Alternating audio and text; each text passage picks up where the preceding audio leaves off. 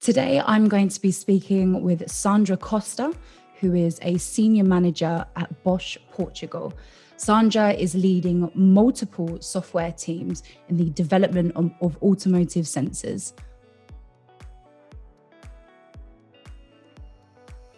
So Sandra, lovely to meet you. Welcome to the show. So can you give me an overview of the role that you currently have at Robert Bosch? So currently I'm a senior manager, which means that I'm a group leader. So I lead about 25 software developers.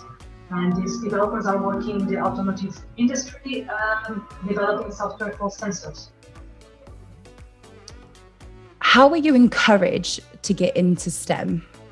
Well, since mid-school, I got the chance to interact more with computers, and the passion started at that time. In high school, I joined a silly internet club, and from there I learned how to do my first website. Out of like some extracurricular activities like football, I thought like why not use what I learned to also promote a tiny bit women's football that was not very advertising media at the time. So bit by bit, I saw that this area, STEM, empowered me to solve my own problems and to do something about it and not only be dependent by other people. So that was pretty exciting for me. Now, you have a master's degree within electrical engineering and then went on to get a PhD within robotics. How would you explain your chosen field of STEM to young girls? Well, if we talk about this field, basically is the power to solve problems. So here we are, throughout this kind of degrees, electronics, mechanics, this kind of matters, we learn how the physics works, how the world works, and which tools we have to solve some problems that the world brings us. In my case specifically, since now I work in automotive electronics, basically it's all the systems, electronic systems that are used in the vehicles, and that can go from engine electronics, transmission, driver assistance. And at the moment, as I mentioned, I'm working in sensors that basically make sure that the car receives and transmits the important and the correct information, and for all the algorithms to act in the car in the correct way, for example, protecting the passenger.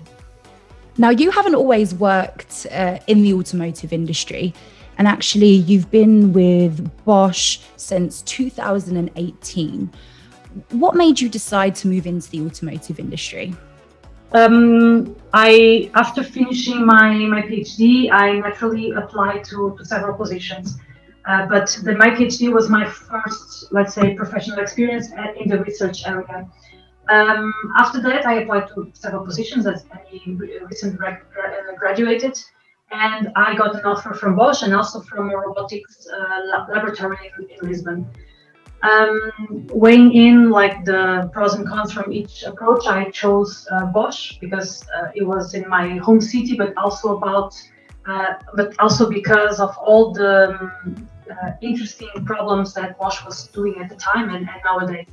It was also my jump to the industry. I considered at the time that, if I want to try the industry, perhaps it's now. Then I can evaluate, do I prefer research and this more like free and that I drive my own topics. I depend mostly on myself to drive the topics, or the industry where we have to take so many things into account, work with so many different levels. Now I know that I made the correct choice. I like what I do now, and I would like to continue working in the industry.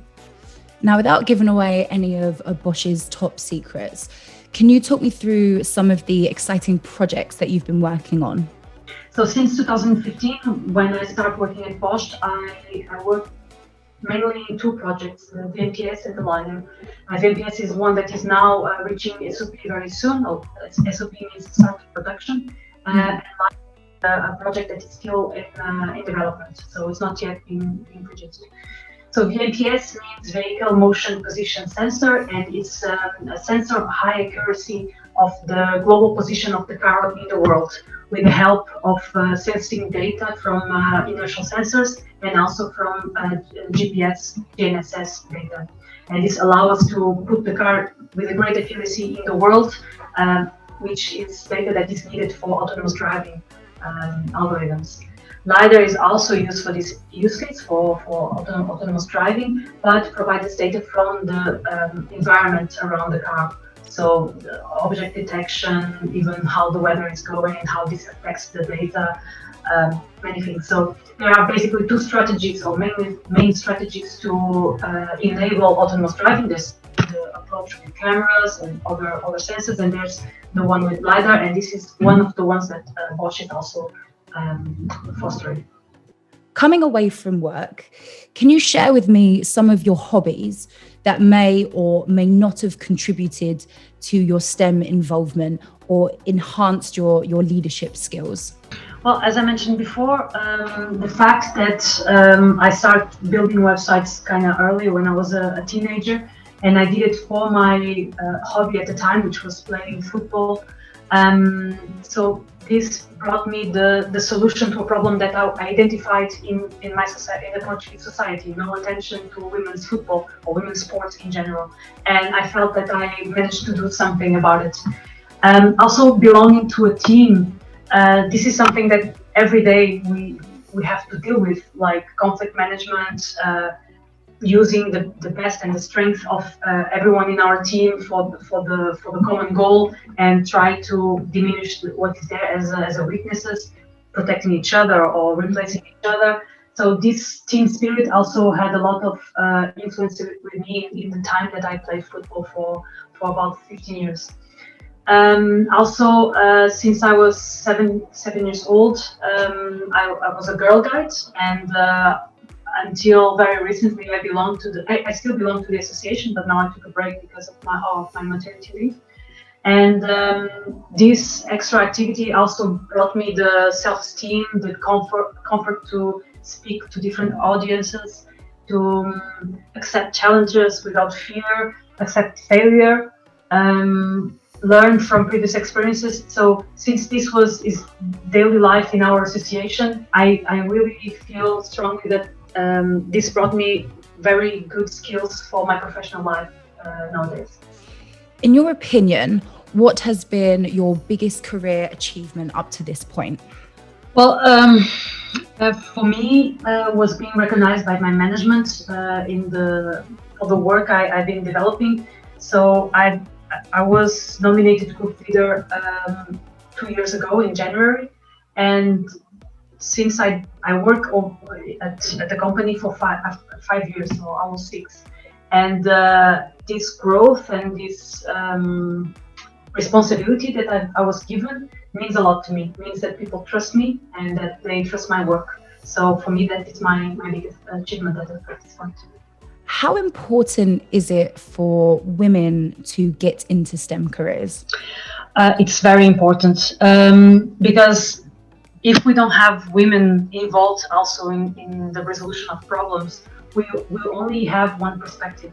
And most likely, other people that are affected by the same problem, in this case, women, the solution might not fit them. And we'll always be missing one part of the story. So it's very important that girls get more and more involved in these areas, because they have a voice and they have a different perspective that can be very valuable for the solution.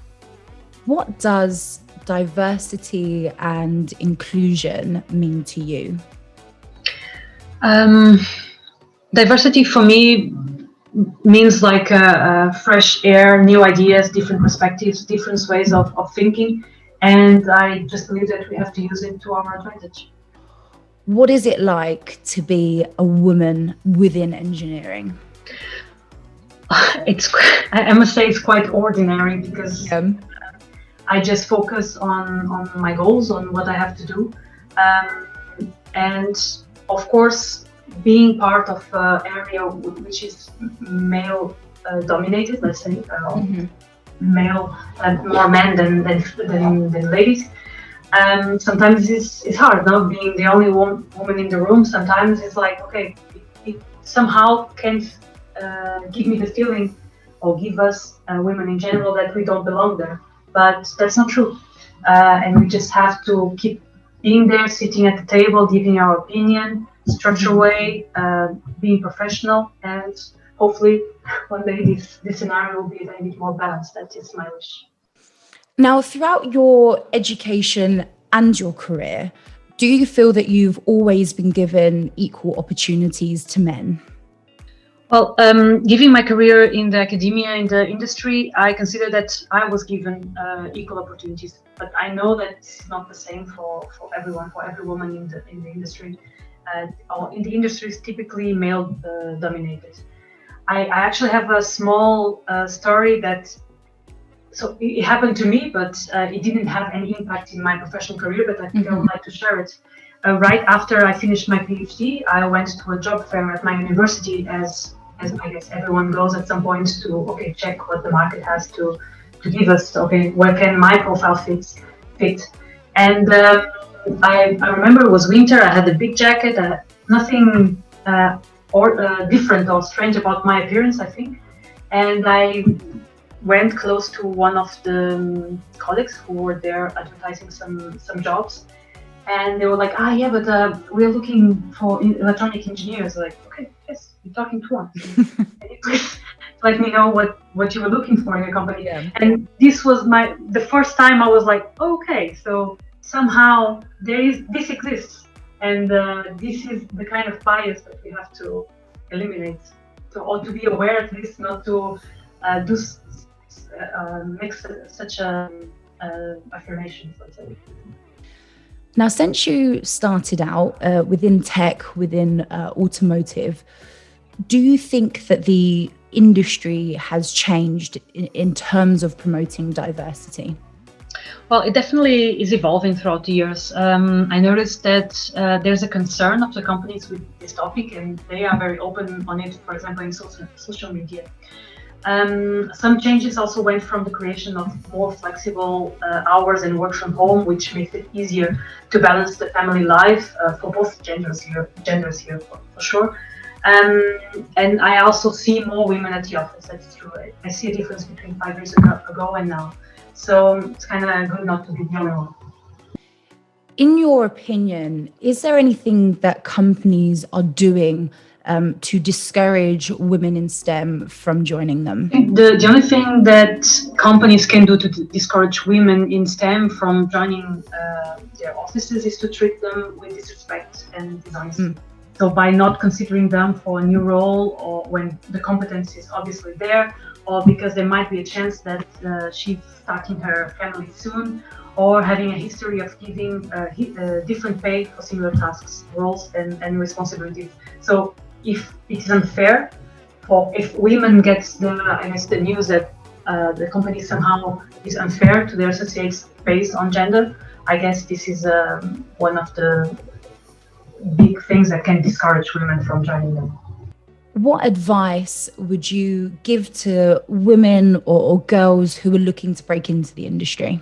Okay, I guess I will tell them, know your basics, choose one topic and become the best at it. And but you can do it. I was going to say it's not rocket science, because rocket science can also be there. But I mean, it's like, it's possible. We have access to the information with commitment. We can be whatever we want to be. So Sandra, I know that you have just recently had a baby, very exciting. How are you finding being a working mother at the moment?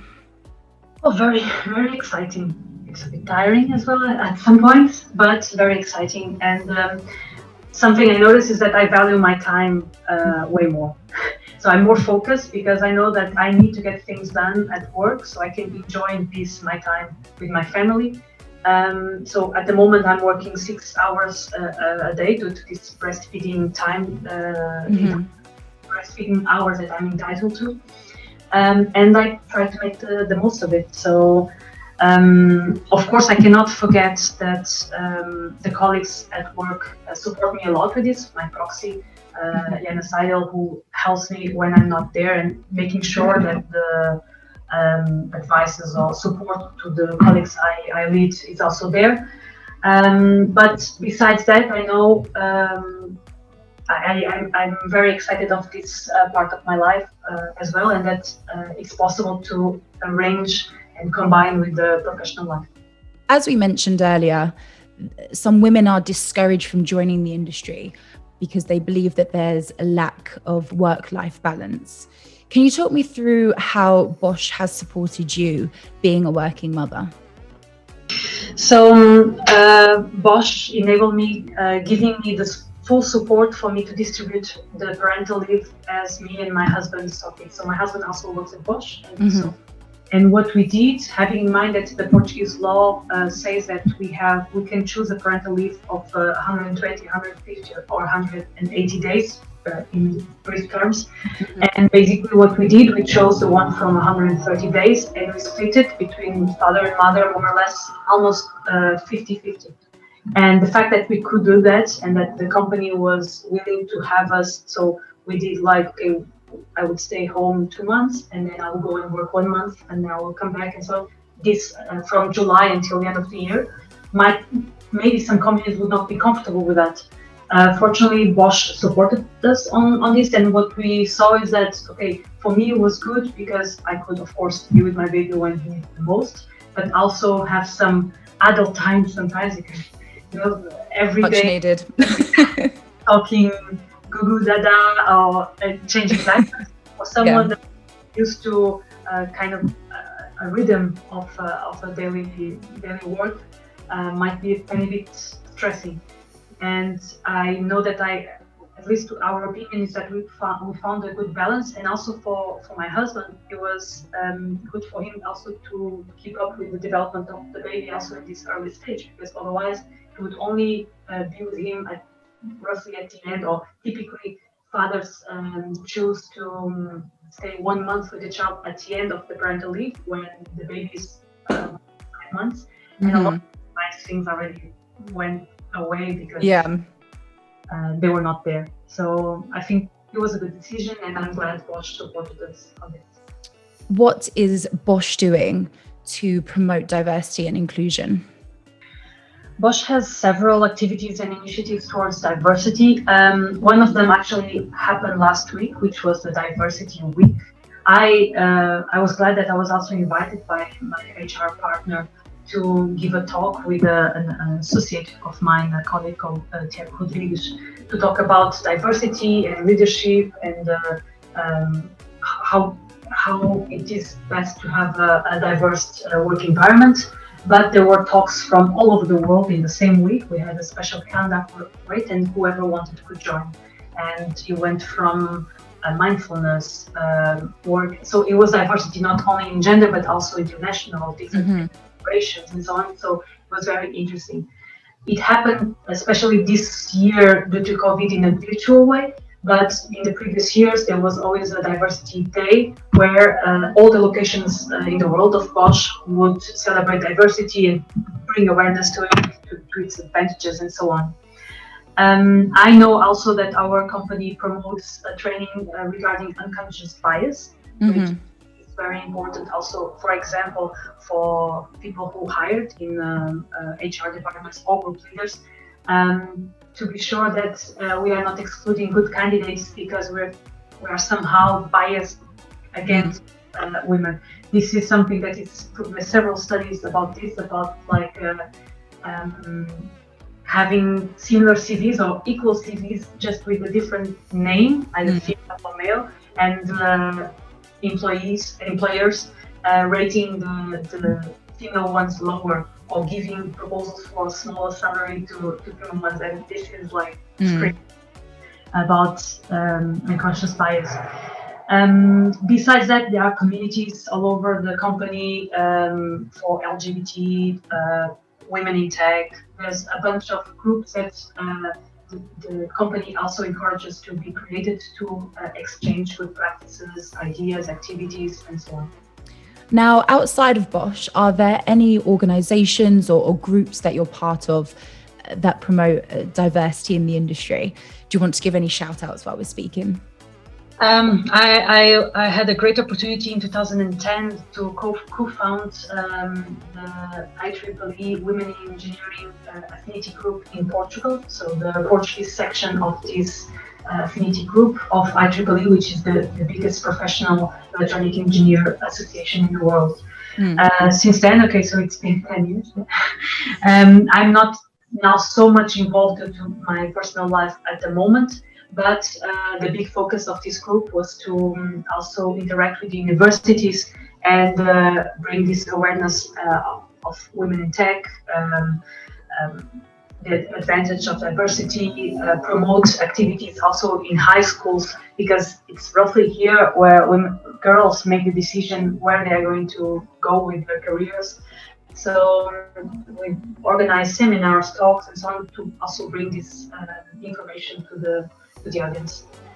Nowadays, I know that the group continues roughly in the same matter, and I know that more student branches in universities have been created. I'm very happy that you see that.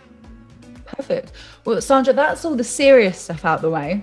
So the final round I didn't tell you about, just because I wanted to pounce it on you. So it's called CAR, I know, rightfully named. So basically it's asking your favorite things, but one beginning with C, one beginning with A, and one beginning with R.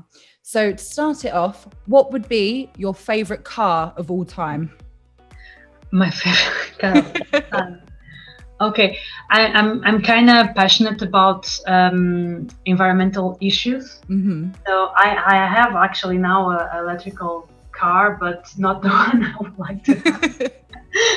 Not so a bit far away from my budget, but I would really like to have a Tesla. Tesla? Yeah. Are we going for the Model X? What model would we go X, for? yeah, I think so. The X. Next one, yeah. Perfect. What is your favorite animal? Butterfly. Butterfly. Why is a butterfly your favorite animal? It's about the transformation, about like, okay, we start knowing nothing, or we start very small, very not knowing what to do. We put some effort into it, and then something beautiful comes out. So all the colors also I really like. So yeah, since when I was very young, butterflies. I like the analogy as well. And I have to admit, I did struggle with thinking of one that began with R. I mean, what's your favorite road? But I thought that was a bit boring, even though it was car themed. But what would be, or what is your favorite restaurant? My favorite restaurant? Well, here nearby we have a restaurant called Mamma Mia, which is, I love Italian food. So we used to go there regularly, now not so much because due to COVID, but yeah, it's a very nice and cozy restaurant with a very, very good Italian chef. And we used to be, it is our celebration restaurant. Nice. We have something good to celebrate with food. Well, certainly once lockdown lockdown is over, if I'm ever in Portugal, we'll have to go to Mamma Mia. For sure, it will be like Sandra, that's all of my questions out of the way. Thank you so much for your time. It's been super interesting for me to hear about your career and obviously what got you into the industry. So thank you very much. No, thank you for the opportunity. It's very nice. No worries.